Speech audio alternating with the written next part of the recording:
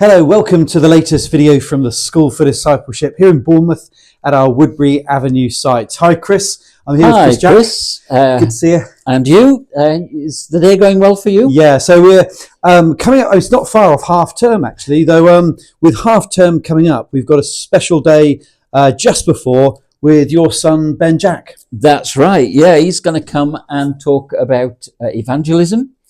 And he will pick up on this guide that we have in the... It's in the box. Which deals with evangelism in a very particular way. It's a special approach that involves not a methodology, not a program. It's actually a mentoring based thing where there's mutual mentoring, group accountability. But in the guide, there's material that helps people to learn and grow as well. So it's quite a unique thing, and he's going to come and talk to our students. That's going to be so helpful. And so if you've looked through the box, you've seen it. If you've got the Bible College in a box, we'll try and record a short little video with Ben actually when he's down with us. Yeah, so that would be send good. That out, and you'll find out more about how you can use that in your own church setting. What else have you been teaching today? Well, I've been teaching on the pastoral epistles. And that links in actually with our new edition. Little advert. The commentary box that we've now got, the New Testament commentaries. The Old Testament ones are still on their way. Yeah. But we've got a box with all the New Testament commentaries. And so this volume includes the pastoral epistles, 1 and 2 Timothy and Titus, which I'm teaching on. And that was written by William Lane, Leon Morris, sorry. They're Leon both Morris. involved, aren't they? They're both involved in this volume, but Leon Morris actually did the pastoral epistles. A scholar of end of last century, last generation, and a well-established, very reputable scholar. And it's just a summary commentary overview, but brilliant insights that he incorporates into his comments. So I'm encouraging the students to read this alongside the teaching. And it gives us a good foundation and then opportunity to discuss. And I mean, it is impressive, these commentators we can draw upon. Leon Morris, I remember reading a book by Leon Morris on the Gospel of John. Yeah. That was ever so helpful. It was scholarly, but it was also devotionally really helpful. Yeah. We must see if we can get hold of that book to get into the new edition of the Bible College in a box. Now that will be great. That is a top-rate commentary. That is. But very interesting teaching on the pastorals. Yeah. Because we've been looking at the beginning, and 1 Timothy, the key thing is sound doctrine set against false teaching. In fact, Paul says right at the beginning that he left Timothy in Ephesus to correct the false teaching and to challenge actually the false teachers, because the challenge comes to the teachers, not more than to the teaching itself in that instance. So very, very topical, because it raises the whole question of false teaching, which is still prevalent in so many different ways, shapes and forms in our world, in the church today. Yeah. So we were able to pick up and explore some of those things. Very good. These commentaries are going to prove very useful. If you've not had a look yet, they're available. They will be available through a website. Keith Jones Bookshop in Bournemouth have got them. And they're useful because you can take your own study notes in them as well. So there'll be a permanent record of your own reflections on those books. And I actually saw 1 or 2 students with the thing open and writing on the page that's there, writing their notes in there, which is great. So what have you been teaching? So, okay, I was looking at digital mission and the digital kind of platforms that we've got now. It's really part of a series we've been doing on mission and culture and how we engage with the different cultures. And that's such an important area of thinking through discipleship. But today, I think the fresh challenge we've got is this digital platform. So many different forms of media and so on, and difficulties and new issues that gives rise to. It's such a big area in our world, isn't it, generally, and within the church, and presents all kinds of opportunities, but also some challenges. And am I right in thinking that's what you've been focusing on today? Yeah, so we did a kind of overview of how social media has developed and the different kinds of platforms there are. So we looked at the differences between Facebook, Snapchat, Instagram, Twitter, X as it is. You mean they're not all the same? they're not all the same. Not all the And same. they're all very different, actually, Chris. I mean, that's the interesting thing when you drill into how they operate, the kind of the business model as well, the kind of users. So what social media do you use? Which platforms do you use? None. But I think you do, because well, you use WhatsApp. I use WhatsApp. You use YouTube. I look at YouTube. Yeah, you're still using YouTube. I use YouTube. And those would be two very important platforms. Okay. Yeah. Yeah. And LinkedIn. I do use And LinkedIn. Okay, so you've got three there. But kind of the mainstream social media stuff. I'm a social media Luddite, really. YouTube is seen as one of the biggest ones. And it's astonishing that we looked at the figures for how many, I think it's 500 hours of video content every minute is being uploaded. It's vast. AI is producing more and more video content that's being uploaded. So we're going to be overwhelmed in terms of YouTube, because to find helpful quality stuff with all of that vast amount of data that's there, we're going to be swamped. You mentioned AI. That's a big issue now on social media, isn't it? Yeah, so we thought about, we compared ChatGPT and something called DeepSeek. So ChatGPT is the more Western kind of AI platform, and it has its uses and so on. And DeepSeek is the Chinese one, and you can use them both for free online, and you can try out how they work, ask them questions.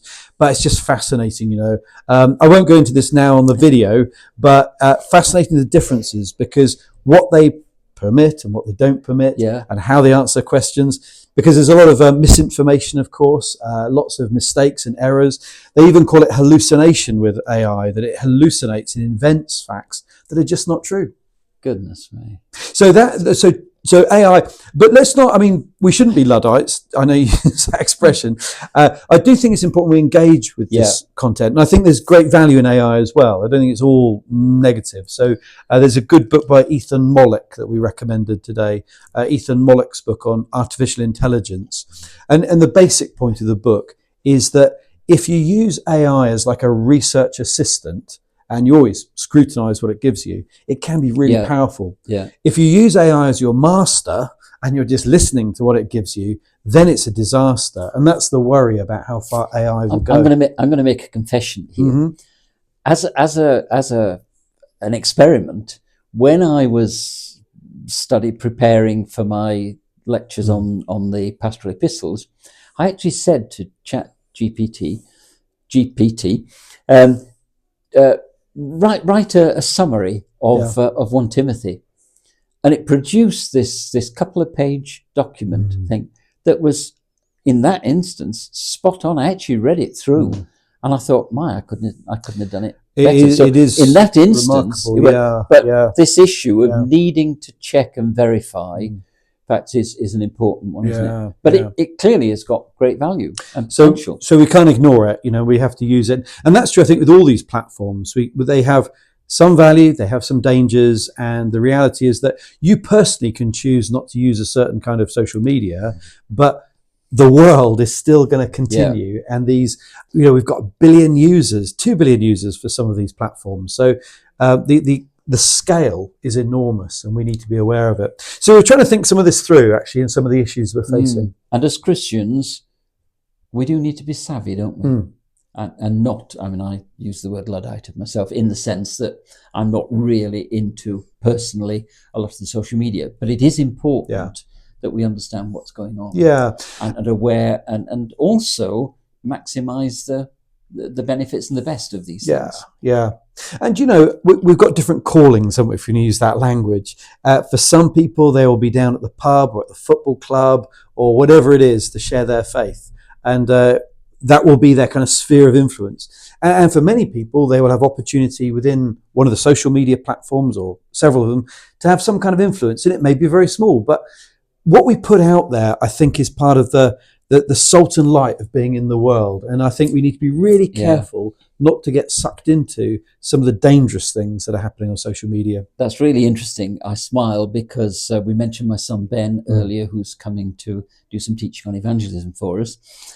He is a great believer in the value of social media and the need for us as Christians to use it for evangelistic purposes or with evangelistic effect. He's big into that. And I think we need to think this through, because that doesn't necessarily mean constantly posting like a Christian meme or a Christian thought even, because sometimes that can start to sound a little bit like propaganda and actually lose people's interest. I think we need to be a little bit more nuanced and think about how can I be a positive influence with what I do, and not necessarily always make it a more overt evangelistic message. Sure. That said, what do you think, Chris, are some of the current negatives, the challenges of social media? Well, I think the big one that's rapidly getting worse, so we can see it happening all around us, is the way that the algorithms that generate the content you see on your feed and what gets posted and shared is more and more pushing us to extremes. There's this term that's now being used, which is rage bait. It used to be clickbait. You'd see a picture of a puppy dog that made you smile and you clicked on it. Well, rage bait is that we have lots of content now that's deliberately designed to get us angry and to polarize us, to be divisive. And it's very interesting when you look at social media feeds, we don't all see the same thing. It depends on other things we've seen as to what these algorithms decide to show us. So you can have two people who are using the same Facebook or Instagram. One is seeing a very perhaps right-wing feed with a particular approach to Donald Trump, and the other is seeing a very left-wing feed with a very different kind of approach. And the same story can be told in dramatically opposite ways. And that, of course, generates very different reactions. And the common denominator is anger. People are cross about what they see because that makes them engage more. It's been demonstrated on social media that when people are cross about something, they watch it for longer, they are likely to interact, they might make their own opinions felt, and they may well share it to tell the rest of the world what they're cross about.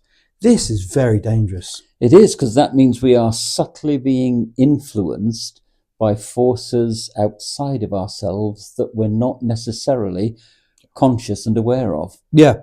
And theologically, I mean, we want to, in School for Discipleship and the Bible College in a Box, we want people to take time to reflect, build a biblical worldview. It's not all easy. You can't all be put in a box, to use that expression. And so some of those categories that we often use, are you charismatic or not charismatic? Are you Calvinist or Arminian? They can be oversimplified and oversimple, and they can cause a lot of unnecessary division and polarization. So I think what we're really trying to do with our theological study is help people to reflect and be that little more self-critical and self-aware, and perhaps listen a bit more to other possible ways of understanding the text. And gracious towards other people. It is that graciousness, isn't it, that allows us sometimes to disagree whilst maintaining respect and even friendship. The disagreement over an issue, even a fairly substantial issue, doesn't necessarily mean that we have to be at loggerheads. That we have to. There has to be almost a dividing wall between us. Exactly. We watched a brief video by Glenn Scrivener. I'll try and put a link to it on the email I send out. It's well worth watching. It's a very short video where Glenn Scrivener, who uses a lot of social media anyway, describes the 6 lies we're being told. And essentially what Glenn is doing there is summarizing how social media is forcing us into these very polarized, very narrow, very negative, quite aggressive approaches to other people and their ideas. And it destroys empathy. So the 6 lies we're being told includes things like we objectify a person as representing all the things that are bad or all the things that are good. Yeah. And either way around, everybody has to join a tribe. Now look, the gospel, the kingdom of God to which we belong, is not tribal. In fact, it goes against that. The whole idea is neither Jew nor Gentile, slave nor free, male nor female. We're one in Christ. And it's supposed to be a kingdom where we can build a community where, despite our differences, we can be one in Christ. It's interesting because looking at the beginning of 1 Timothy, as I was with our students earlier today, we saw that Paul speaks of the need for sound doctrine and to challenge that those who are teaching false teaching, but he then says that the goal is love, and there's this context of love that needs to exist, doesn't it, in our interactions, in our interrelationships, that permits constructive and open dialogue, that wants the best for people, not just to beat them in an argument or prove that we're right and they're wrong. And it goes right against the culture of our age, doesn't it? And I just think that's all accelerating. So it really is worrying what that's going to do for young people trying to explore ideas and find out what they think. I mean, what we need is respect and an ability to listen, an ability to change your mind without somehow that's held against you if you've thought one way and then change your mind. And I think the church at its best, the Church of God at its best, is a place that can really demonstrate how we should be able to live like that. But let's be really careful of this quite toxic aspect of social media and its divisiveness.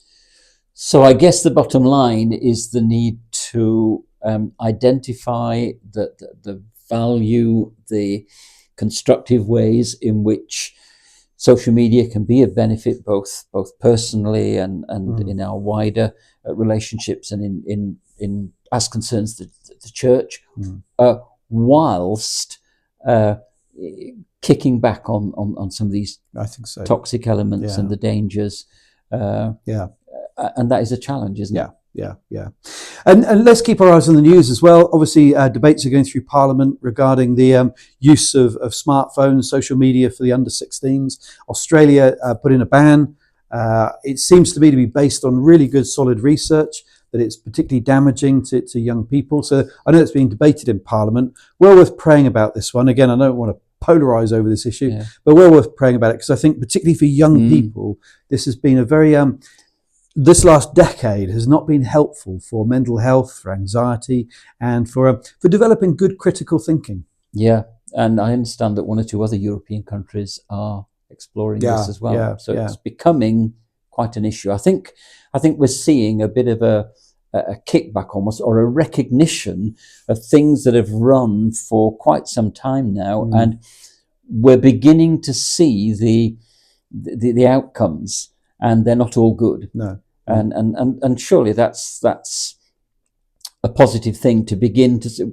It's not just negative to begin to say there is this that's bad, this that's bad. We need to avoid this. We need to be concerned about this because, especially with regard to children and young people, whilst not throwing the baby out with the bathwater. Yeah, that's right. That's the note to end on, isn't it? That we're sending you this video. It's an email. It links to other YouTube videos. So it's inevitable. We are plugged in this social media age. But let's try and use it for good and be salt and light and creative in our use of theology and our evangelism online.